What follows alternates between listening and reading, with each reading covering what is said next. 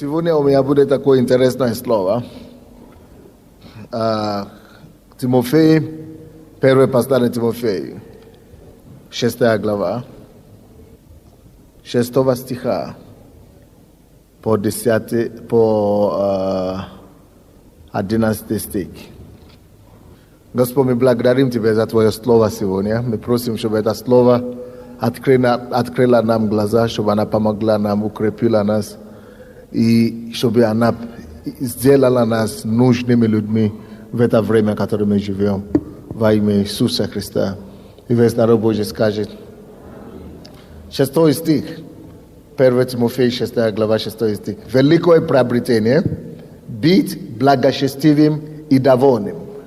Есть две вещи здесь. Какие? Первое. Не слышу. Что есть великое приобретение? Быть благочестивым и, во-вторых, быть довольным. Быть благочестивым. Быть довольным. Если у вас не будет этих двух вещей, даже и не старайтесь, и не пытайтесь зарабатывать деньги. Потому что деньги и мир – это такая штука, что поглотит вас. И не только поглотит, разрушит, и еще будет издеваться над вами. Итак, важно, чтобы мы знали самое лучшее богатство, прежде чем мы начнем идти и пытаться состояться в жизни или зарабатывать деньги. Самое лучшее богатство, которое есть и которое нужно прежде всего приобрести, прежде чем начинать заботиться о деньгах, это приобретение. Он говорит, что великое приобретение есть быть довольным. Или быть довольным, то есть великое приобретение. Самое лучшее приобретение. Это лучше, чем денег. Самое лучшее приобретение – это не деньги. Важно, чтобы вы это отметили. Поэтому, если вы будете это знать, что самое лучшее приобретение – это не деньги, тогда вы не будете бегать за деньги. Но если вы это не поняли, что самое лучшее приобретение – это не есть деньги, если вы это не знаете, вы станете рабами денег. И это уже проблема. Тогда вы не будете, не деньги вам будут служить, а вы начнете служить деньгам. Это проблема. И тогда не вы контролируете свою жизнь, не вы контролируете ситуацию вокруг себя, а ситуации вокруг вас начнут контролировать вас. И мало того, что они контролируют вами, вы начинаете попадать в различные искушения, в различные неприятности, которые просто приводят к слезам и так далее. На это и сказано, что великое, что благословение Божие, оно обогащает и печаль с собой не имеет. Но в этом случае, когда вы не будете знать Божьих приоритетов, что не деньги надо приобретать, а великое приобретение, быть довольным и благочестивым, что благочестие и довольство есть самое лучшее приобретение. Если вы это не поймете, то у вас будет великое, большое разочарование. И всякое приобретение денежное, финансовое и богатство, которое вы приобретете, оно будет только вам приносить боли, слезы и печали.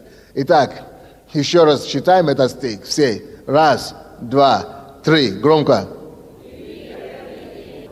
Великое приобретение. Очень важно, чтобы мы это писали. Назвал бы великое приобретение.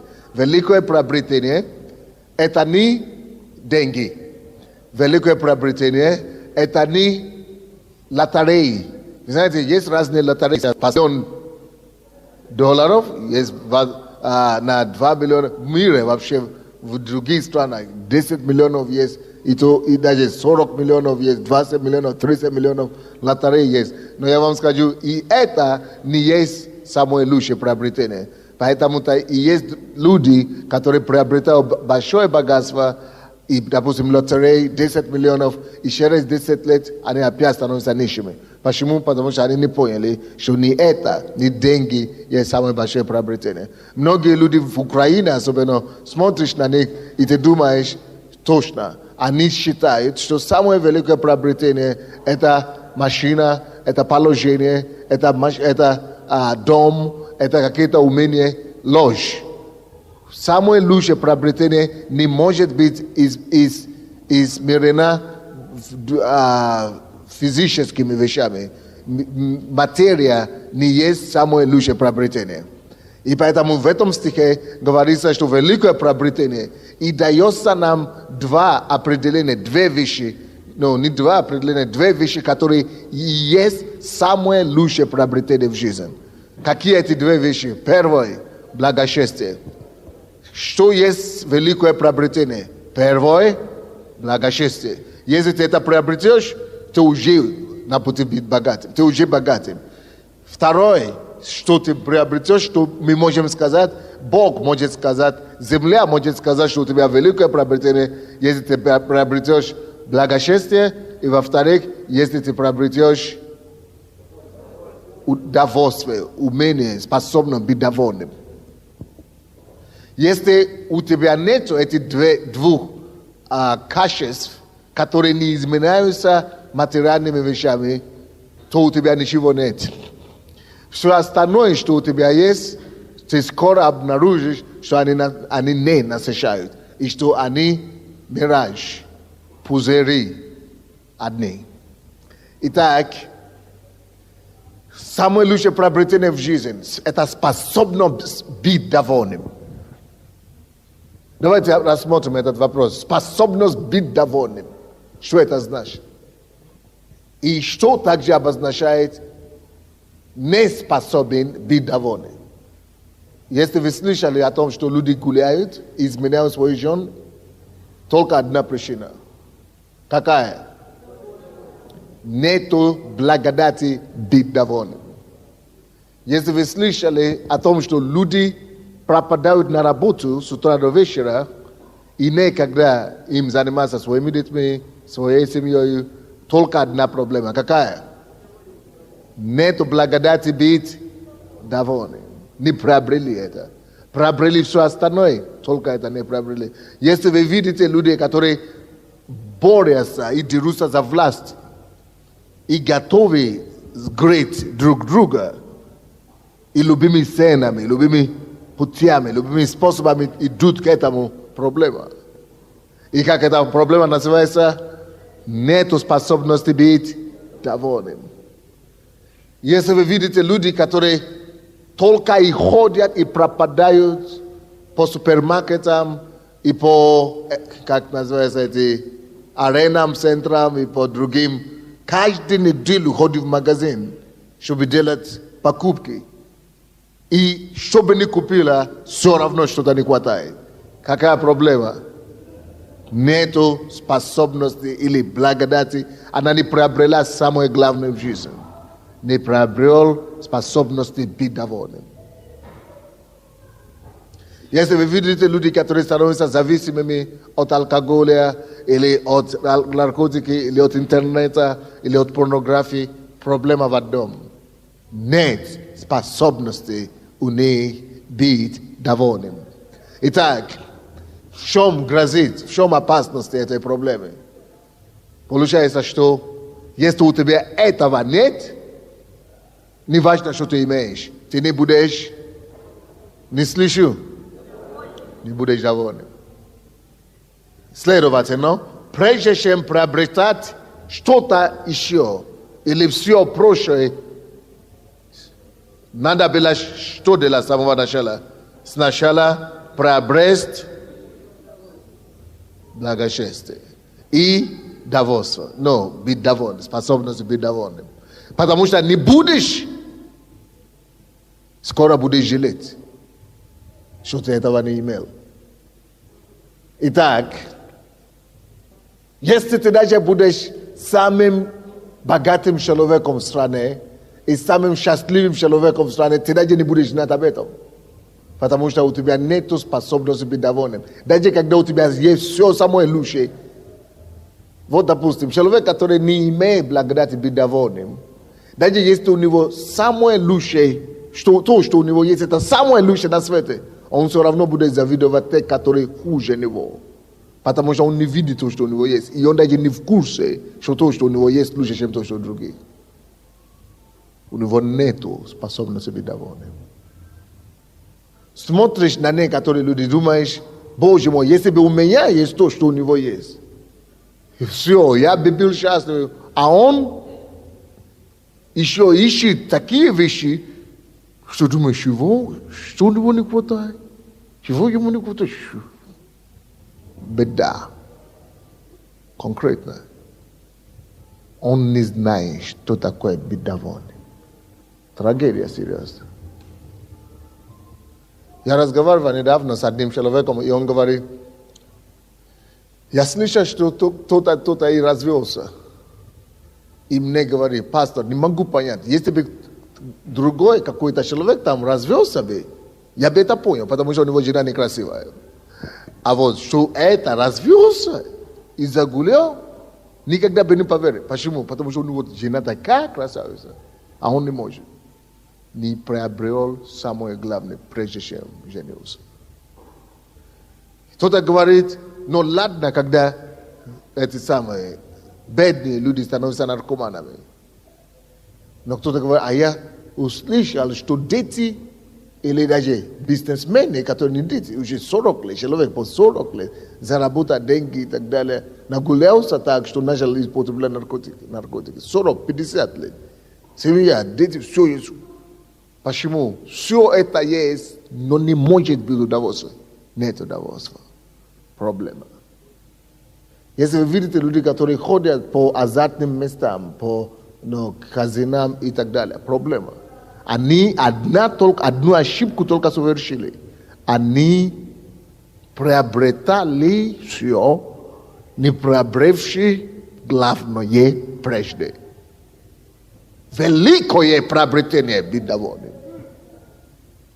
Потому что вот это приобретение защитит все твое будущее приобретение.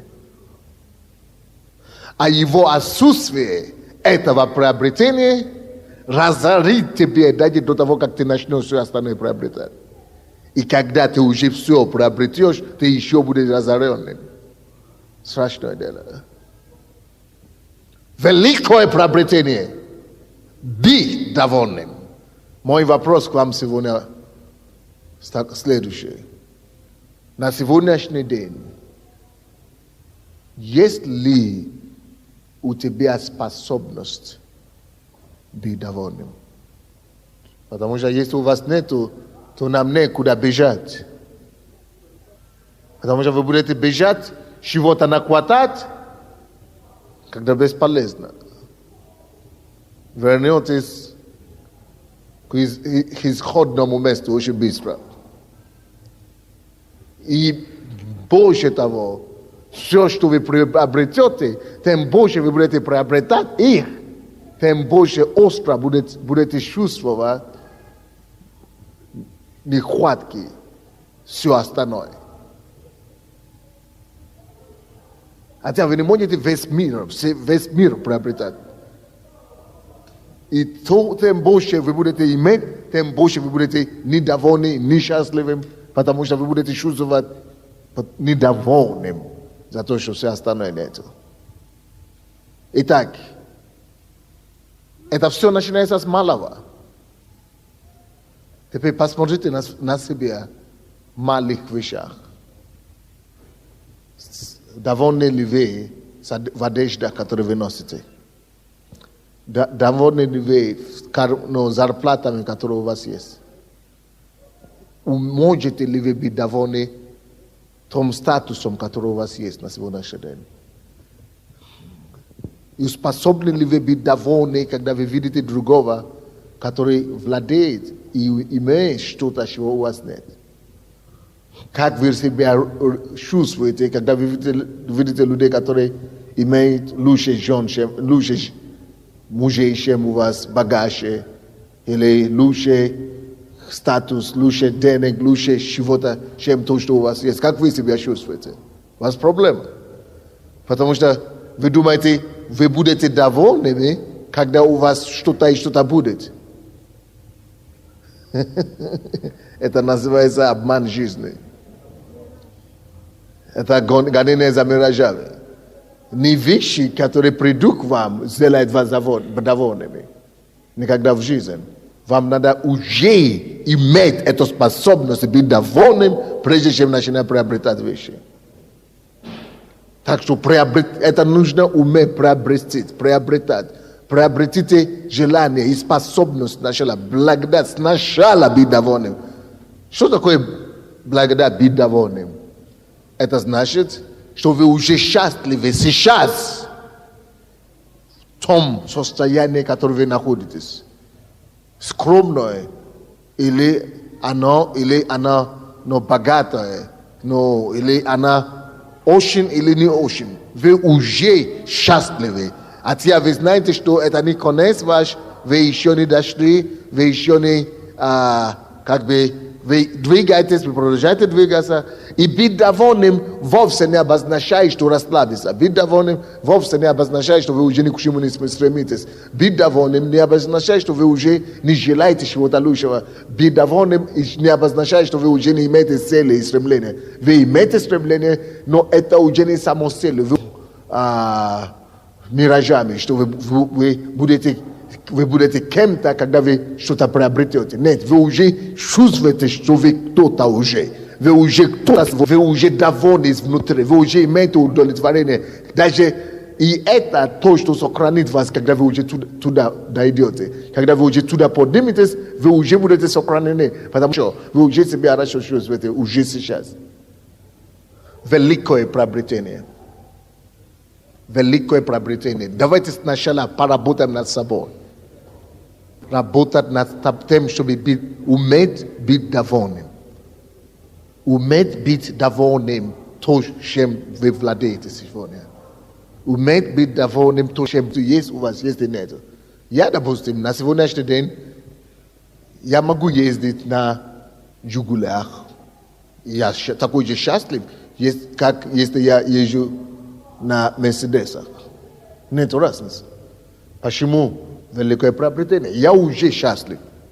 Я могу вот так одеть такой костюм, такой же счастлив, как если я в свитере какой-нибудь там. Я уже счастлив. Но вы знаете, что есть люди, которые не чувствуют себя важно, если они не оденут какой-то особый супер, какой-то у них проблема. Они чувствуют, что они скромные. Я себя веду, то же самое, как я веду сейчас, когда я даже ни в чем не одет такой особо.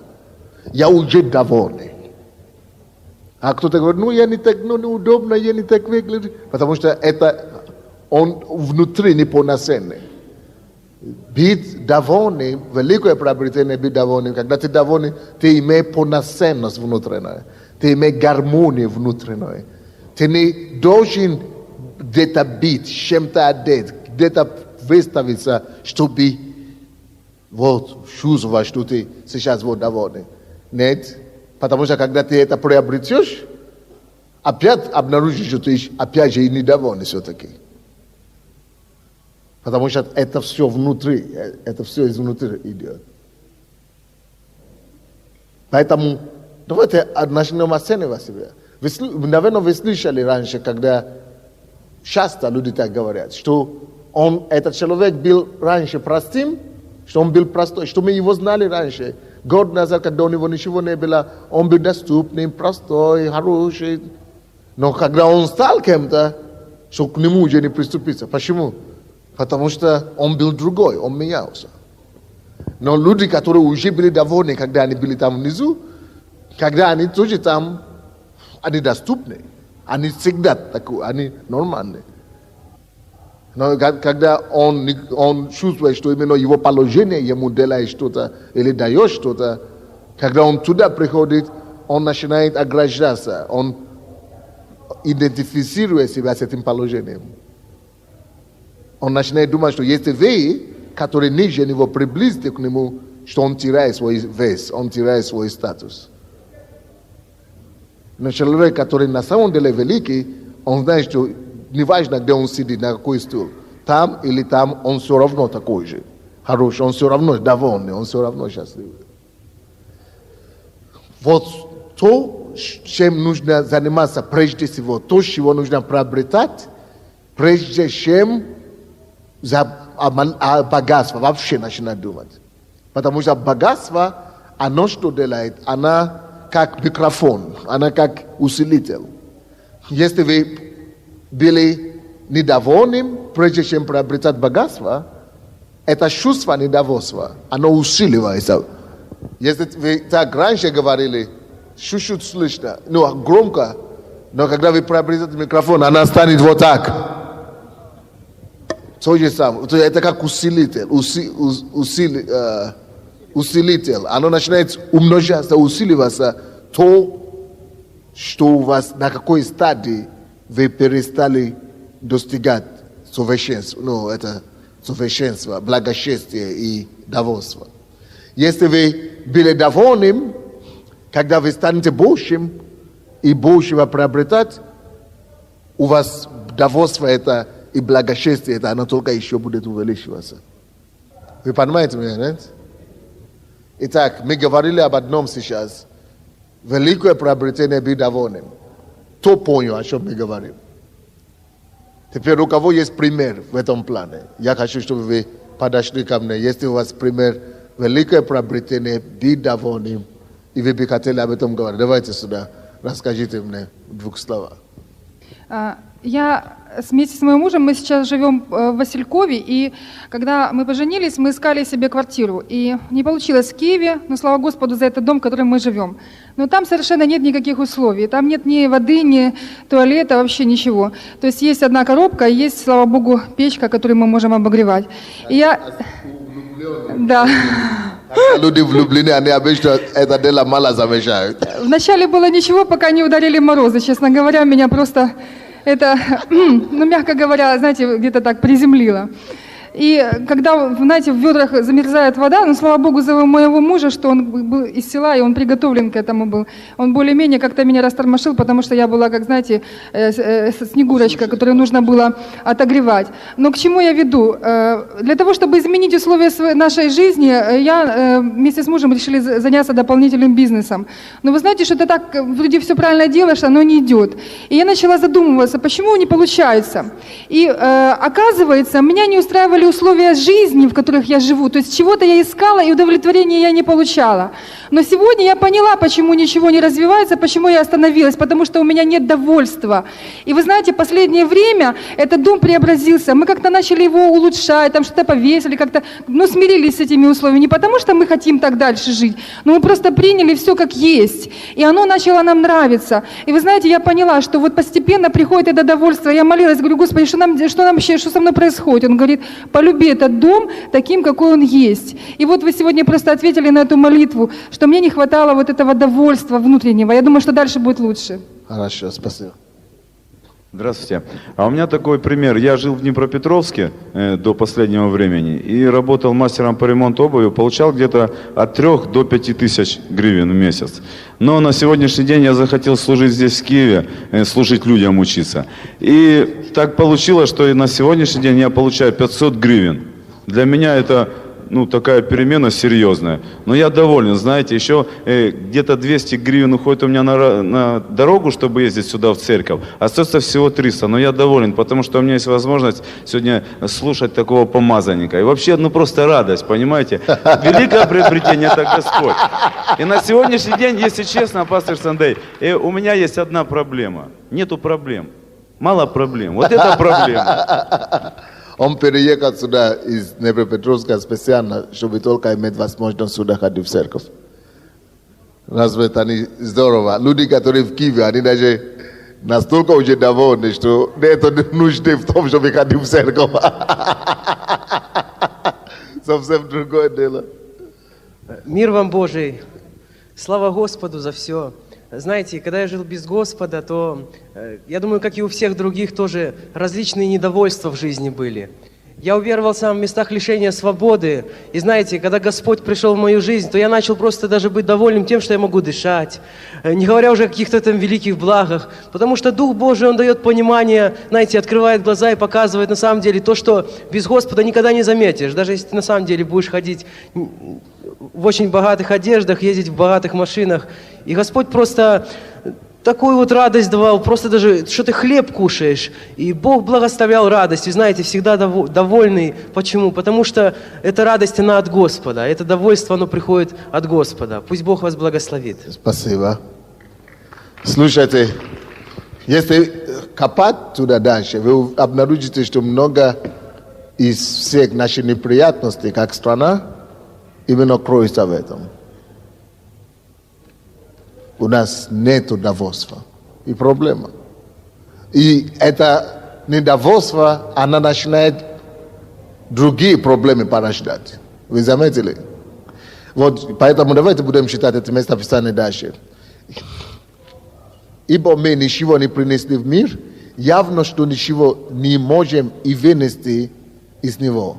Имея пропитание и одежду, будем довольны тем. Вот это стандарт, который Бог дает. То есть минимально, средний. Имеем чем есть, чем питаться, будем довольны. 9 стих. А желающие обогащаться, именно люди, которые гонятся за богатством. То есть очень важно, чтобы вы это поняли. Есть разница между тех людей, кого мы здесь поднимаем, и тех людей, которые действительно гонятся за богатством. Здесь, а желающие обогащаться впадают в искушение и в сеть, и во многие безрассудные и вредные похоти, которые погружают людей в бедствие и пагубу. Представьте себе, это страшное дело. Желающие обогащаться впадают в искушение и в сеть. Страшное дело. Желающие обогащаться падают в искушение и в сеть. Если человек желает обогащаться без этих главных приобретений, все, у него одни неприятности будут. Главное приобретение это что еще раз? Благочестие и довольство. Если этого он не приобрел, этого не было у него, и начинает гнаться за деньги и желать зарабатывать деньги и обогащаться, одни ямы у него будут. Он постоянно будет падать в различные неприятности, проблемы и, в конце концов, искушения. И сети дьявольские. Потому что на пути зарабатывания денег масса искушений. Это похоть глаз, это похоть плоти, это гордость житейская, что хочешь. Разные искушения и проблемы. Но когда ты уже довольный внутри, потому что если ты недовольный, если у тебя нет благочестия изначально, слушай, это быстро раскроется, это быстро обнаружится, когда ты начинаешь гнаться за деньгами. Потому что люди, которые не имеют довольства вначале и благочестия, у них нет принципов. Что такое благочестие? Это принципы. Потому что на пути приобретения богатства будет столько много приложений таких коварных. Будет столько много возможностей обманываться, воровать, приобретать к себе то, чему ты не заслуживаешь, присвоивать себе. Будет столько много таких проблем, что люди неподготовленные, которые не имеют определенных принципов и которые не имеют определенные стержни, они только и будут падать с одного на другой. Поэтому благочестие, что такое, мы говорили уже о довольстве, благочестие это значит, что такое благочестие? Это принципы, святые принципы Бога, которые позволяют себе сохранить божественные характеристики, божественные качества при любых ситуациях, в любом ситуации. То есть ты можешь быть сам себе богобоязненным, чистым, порядочным во всех ситуациях. То есть это качество, когда ты не просто состояние, когда ты не просто благочестивым, ты не воруешь, и не крадешь, и не даешь взятки, и не берешь, когда верующие там, или когда люди смотрят. А это состояние, когда ты абсолютно защищен, когда ты знаешь твои принципы, когда ты живешь по этим принципам, даже тогда, когда никто не грозит, что тебя обнаружат, что тебя увидят. Когда ты, вроде бы, ты это сделаешь, никто об этом не будет знать. И ты все равно делаешь как положено. Вот это есть благочестие. Когда ты изнутри имеешь такие принципы и таких высокие цели и ценности, что ты знаешь, что ты не будешь желать никому плохо, ты любишь, ты живешь по этому законам Бога. Люби Бога и люби ближнего. Ты не будешь ходить по трупам. Ты не делаешь другому плохо, только чтобы ты выиграл. Чтобы ты это самое состоялся или чтобы у тебя получилось. А таких искушений будет масса, когда ты делаешь бизнесом, когда ты хочешь зарабатывать деньги. Измена, предательство, оно просто будет тебе вот так. На каждом шагу, каждый день у тебя будут такие предложения. Воровство, кинуть, закрыть глаза. Оно будет просто каждый день. Вот это благочестие. Быть довольным, ты знаешь, что я и так счастлив. Мое не уйдет от меня. Если это мое, она придет ко мне, она не уйдет. Вот будь благочестивым и довольным. Быть благочестивым, это значит, у меня есть принципы. Я не могу идти на это. Я не делаю то, другие. Мне не позволено. Я не могу делать. Есть вещи, которые не могу делать. Если это мое, все равно Бог не даст другой возможность. Но если другой уже пошел передо мной, если кому-то кто-то это больше заслуживает, пускай ему будет хорошо. Ты любишь себя, но не только себя, ты любишь ближнего. Пускай ему будет хорошо. Если он больше меня, если он умнее меня, если у него больше пошло, хорошо, Бог с ним, слава Богу. Ты можешь отпускать. Ты можешь говорить хорошо. Получится хорошо, не получится хорошо. Ты доволен, ты защищен. Ты знаешь, что цель твоя не богатство, это твоя конечная задача и цель. У тебя другая цель. И эта цель есть то, что ты Богу хочешь угодить. Вот благочестие, источник благочестия. Ты хочешь не деньгам это угодить, не деньги это приобретать как само цель. Это средство, чтобы Богу угодить. Значит, приобретение деньги не должно быть в цели для верующего. Что есть цель для верующего Бога угодить. Через приобретение деньги. Приобретение деньги получается всего лишь, как называется, средство. Средство тому, чтобы Богу угодить. Средство, способ тому, чтобы Богу угодить. Итак, еще раз. А желающий обогащаться, это слово обогащаться, оно много нас может открывать. Желающий обогащаться, это уже о чем-то говорит. Суть человека, который желает обогащаться, это эго, да? Эго. Хочу обогащаться, это значит себя. Хочу продвинуться, хочу быть героем, хочу быть важным, хочу быть крутой. Хочу обогащаться, вот проблема. Обогащение. Хочу, значит, он себя еще ищет. Вот желающий себя вот так прославить, будет у него много миллион проблем.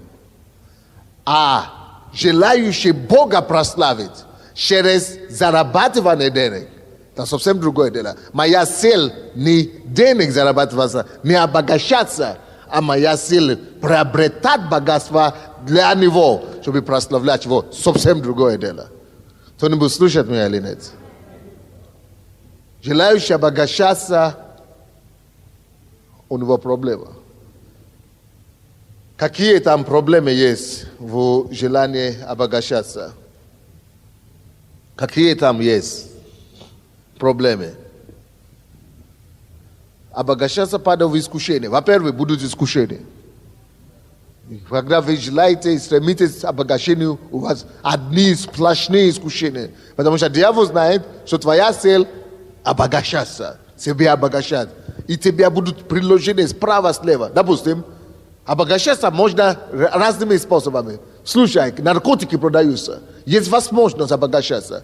Если это твоя цель, ты и пойдешь на это. обогащаться. Это же твоя цель, обогащаться.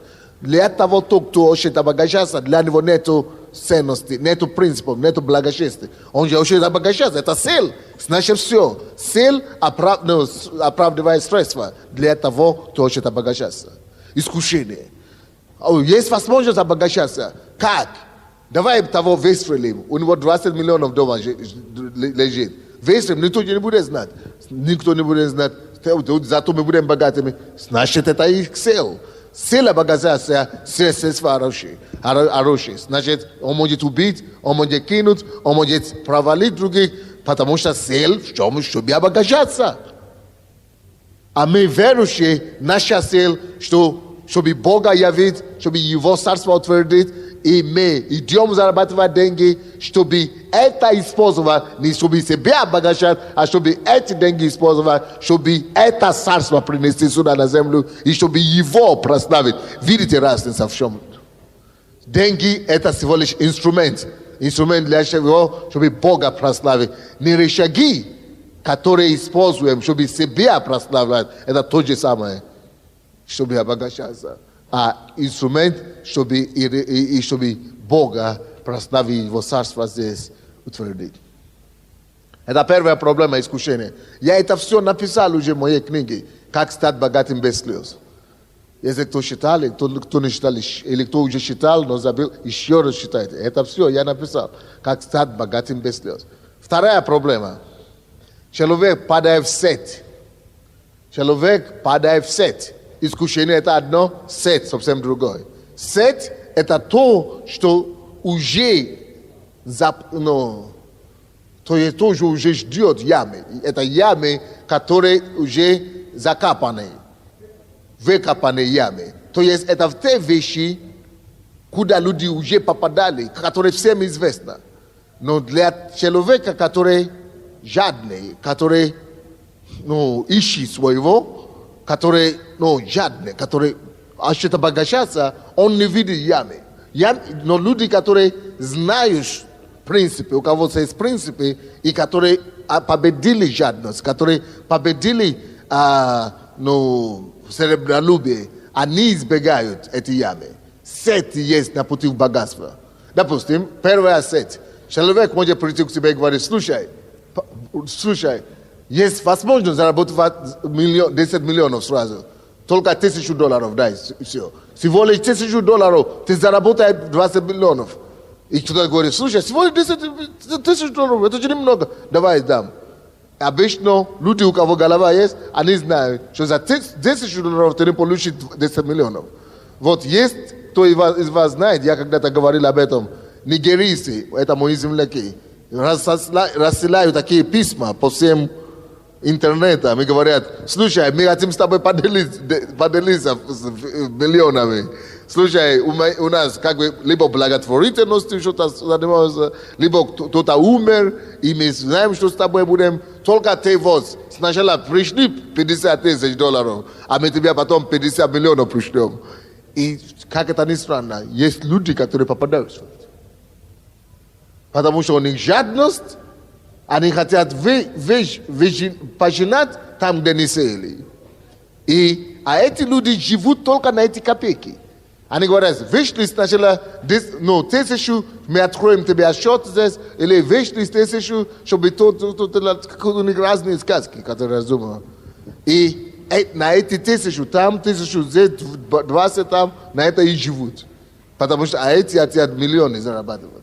Короче, вот есть такие сети. Это два. Второе, что там на пути человек, который очень обогащается. Потому что человек, который очень обогащается, он слепой.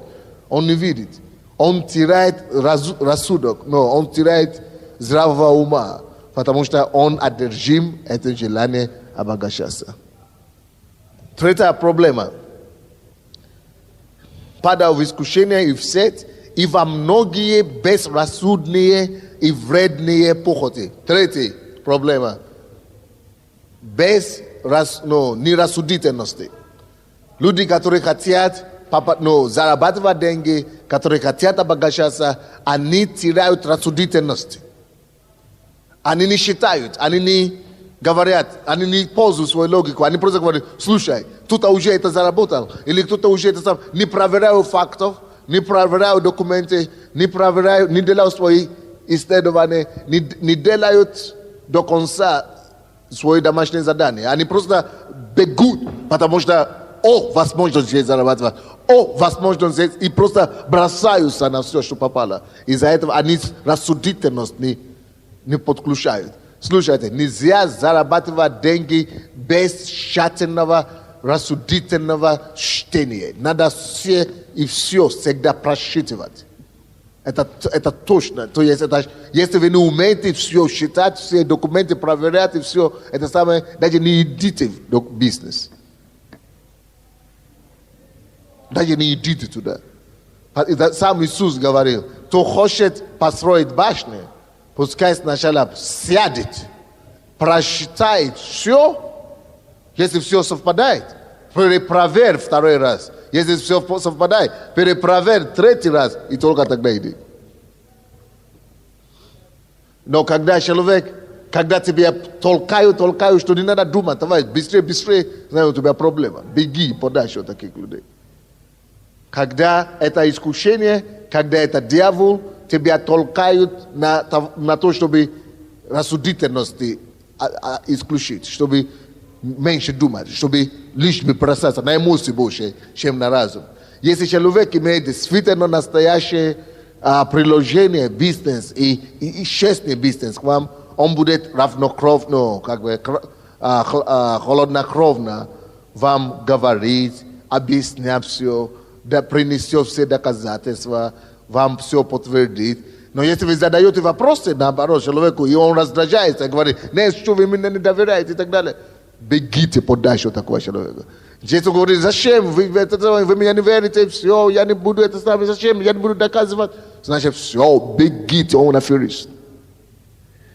Люди, которые не хотят, чтобы им задавали вопросы, чтобы копали, чтобы выставлять документы, чтобы представлять это самое, они все, они левые. Рассудительность не исключается. Потому что верующие особенно попадаются в эти проблемы. Они говорят, это ты не веришь, это ты не верующий, это ты не веришь. Мы же по вере идем, по вере, да, там не совпадает в документе, но это не важно, мы по вере. Но там, конечно, не надо это самое. Но если ты будешь задавать вопросы, у тебя даже веры нет. Надо по вере, мы верим. Это вера сейчас, мне Бог сказал, что это ерунда все, это бизнес. Бог, да, это в духовном мире. Вот вера вообще-то есть язык духа. Но когда язык бизнеса, цифры только и документы, все. Бог, мы сейчас не на небе живем, здесь пока на земле, свои законы. Кто-нибудь слышит меня или нет? Да, потому что есть такие духовные слишком бывает. И потом люди разочаруются и уходят. Следующая проблема. Даже если они заработают деньги, те, которые желают обогащаться, падают похоти разные, вредные похоти. Деньги – это похоть, прежде всего. Деньги – это искушение, деньги – это проблема. Потому что у тебя деньги есть, ты можешь все себе позволить. Проблема. Деньги есть, все, что у тебя не обрезано, начинает вылазить вот так. Все, что у тебя не контролируемо, все то, что у тебя не было побеждены, когда ты был внизу, начинал вылазить так наружу, что ты сам от себя будешь убегать. Ты сам от себя не будешь знать, куда себя деть. Проблема. Похоти, которые погружают людей в бедствие и пагубу. А это все ведет к бедствию. Потом разорение в бизнес, катастрофа, банкротство, всякое бедствие, начинает приходить. И также пагубу. Поэтому и написано, что корень всех зол есть не деньги, а любовь к ним, серебролюбие. Все, будьте благословенны. Вы что-то поняли сегодня или нет? Вот ко мне поступил вот один. Я вижу, что вопросы поступают. Один вопрос здесь такой. Давайте я прочту и попытаюсь ответить на этот вопрос. Пастор, стоит ли в жизни пользоваться связями для успеха? Если да, то как? Не стать рабом этих людей. Как не стать рабом этих людей? Потому что это единственное, что чувствуем. Это единственное, что чувствуем. Короче, во-первых, всякий раз, когда слушайте вообще-то, бизнес, ну, вопрос в чем заключается? Стоит ли в жизни пользоваться связями для успеха? Во-первых, поймите, всякий успех, напишите, и всякий бизнес – это прежде всего связи. Еще я сказал, всякий бизнес – это прежде всего что? Не слышу. И полностью, всякий. Еще раз полностью. Всякий бизнес – это прежде всего, еще раз, всякий бизнес – это прежде всего связи. Почему? Потому что если бы не было связи в бизнесе, тогда все бы уже стали богатыми. Бизнес в том-то и дело, что оно закрыто, оно повязано только между узкими кругами. Те, кто владеет информацией. И поймите, что в бизнесе самое главное – это две вещи. Информация и идеи. Информация и идеи. И обмен, который происходит между теми, которые владеют этими информациями, называется связи. Связи. Вы говорите общение. Общение у всех есть, но мало у кого есть связи. Поэтому связи нормально для бизнеса. Без связи, вообще-то, вы будете на нулевом уровне бизнеса. Связи нужны. И если заниматься бизнесом и быть успешным бизнесменом, то эти связи надо побыстрее искать. И тем больше вы будете успешны в том, чтобы искать эти связи, тем успешнее вы будете как бизнесмены. Второе направление вопроса. Если да, то как не стать рабом этих людей? Потому что это единственное, что чувствуешь. Во-первых, не стать рабом этих людей – это то, что как верующий человек ты должен держать эти отношения в рамках тех принципов, которые из рамки, которые тебе не позволено выходить.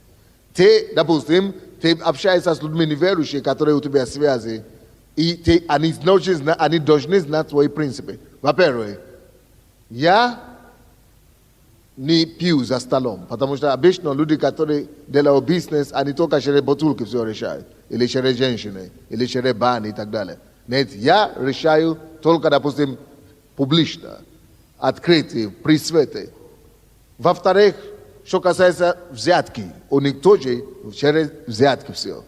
Ты говоришь, я могу платить за работу, потому что есть разница между взятки и работой, которую человек выполняет для тебя. Если тебе сделал человек услугу, ты лучше должен ему оплатить за его услугу, за его сервис и за его услугу. Если ты оплачиваешь, тогда ты никогда не будешь в зависимости. Если это взятки они просят, то ты можешь, то есть, что такое закон? И юриспруденция и так далее. Это способность использовать закон в свою пользу. То есть способность найти в законе те дырки, которые может тебе позволить заниматься твоим делом и все равно сохранить закон. Вы понимаете меня или нет? То есть, допустим, люди говорят, люди у меня спрашивают взятки и так далее. Скажи, я взятки не даю, но если ты сделаешь работу, я могу тебя отблагодарить, платить тебе за твою работу. Как ты хочешь, пойми. Для тебя это может быть взятки, но для меня я оплачиваю за тебе за ту работу, которую ты выполнил. Вы понимаете меня или нет? То есть разные понимания и разные, но ты должен иметь свои принципы, которые ты знаешь, не нарушают твои совести, не нарушают твои нравственность и Божьи принципы, и делает это четко. И условия договоренности ты всегда должен выполнять. Пока ты выполняешь условия договоренности, которые тебя не компромиссируют перед законом и перед твоей совестью, ты не можешь быть в зависимости от таких связей. Надо только, чтобы были четко понятные условия от сотрудничества. И выполняй твои условия, и ты всегда будешь защищен. Какой-нибудь еще вопрос там поступил, нет? Нет больше вопросов, хорошо. Или в зале, может быть, есть вопросы, или наоборот, свидетельства. Послушайте, когда пастор говорил действительно о благочестии, и вот эти принципы благочестия, если у нас вообще все, кто занимается бизнесом, ну это просто я уверен, что если мы не поймем этих принципов благочестия, то они действительно приводят к большой катастрофе. Потому что вот то, что говорилось искушение, просто некоторые искушения так закамуфлированы в этом мире, что без принципа благочестия, если они внутри у человека не утверждены, то их порой даже, человек, у которого нет этих принципов, он даже их не разглядит. Он даже, искушение в том, что человек перестает видеть, что это какая-то ловушка для него. Человек перестает видеть, что за этим кроется проблема. То есть, если нет принципов благочестия, то каждая идея, которая приходит к нам, начинает восприниматься как за возможность, хорошую возможность заработать деньги. А на самом деле за этой идеей кроется какая-нибудь проблема большая. Вот я знаю, что многие бизнесмены, которые начали заниматься бизнесом, потому что ко мне приходят, я занимаюсь жалобами. И люди, которые приходят, и основная проблема это то, что люди захотели получить прибыль, не разузнав до конца, не раскопав до конца источники желаемое получение прибыли. Они не раскопали до конца, что оно не такое, как им представили. Просто они поверхностно услышали, хорошо. И поскольку не было принципов определенных, они деньги отдали, и потом начинаются большие проблемы. Поэтому действительно бизнесом нельзя заниматься, если нету этих твердых принципов благочестия. И я помню, когда я стал молодым верующим, то же самое, попадал в некоторые проблемы только по этой причине. Потому что бизнес даже может идти хорошо, все те же договора, все то, но потом дальше при тех же условиях появляется какая-то ситуация, которая чуть-чуть отклоняется от нормы, так скажем. И если, думаешь, ничего страшного, и вот это переступание вот этого ничего страшного чуть-чуть отклоняется, все, начинаются дальше проблемы. Поэтому, дорогие братья и сестры, надо внимательно действительно переслушать эту кассету всем, кто занимается бизнесом. Потому что ваши партнеры, дайте вашим партнерам эту кассету. Или книга «Как быть богатым без слез». Потому что нельзя заниматься бизнесом без этих принципов. Потому что обязательно начнется катастрофа. Аминь. Я вас приветствую, я приехал из Херсонской области. Дело в том, что вот сегодня пастор Сандей рассказывал о благочестии. Я даже и не знал, что вот эти качества, которые вот нужно исполнять перед Господом, а не перед людьми, что они так называются, что это благочестие. Дело в том, что я работаю в охране 3 месяца, и вот за эти 3 месяца я свои обязанности исполнял как перед Господом, а не как перед людьми. И просто-напросто это заметил мой начальник. И из-за того, что я стою на правильном пути, я знаю сегодня, что меня повысят в должности, и, естественно, это отобразится на моей зарплате. Вот так бы просто знать свое правильное направление. Спасибо. Спасибо. Хороший пример. То есть эти принципы всегда помогают. Если мы будем работать и жить по принципам благочестия, по-любому, это тебя всегда будет возвращать. И в жизни, и на работе, и так далее. А если мы будем довольны, это прежде всего мир с самим собой. А потом это мир с окружающим. И в конце концов, это будет мир с Богом. Господи, именем Иисуса, мы благодарим Тебя сегодня. Просим, чтобы Ты благословил Твоих детей сегодня. Чтобы Ты охранил нас, чтобы Ты защитил нас Твоим Духом. Чтобы Твоей благодатью мы были сохранены и водимы Твоим Духом. Чтобы Господь Твое благословение было над всеми нами. Чтобы мы завтра встретились на ночной и получили еще больше благословения Твое. И в воскресенье мы могли радоваться в этом ток-шоу вместе с тобой и со всеми братьями и сестрами.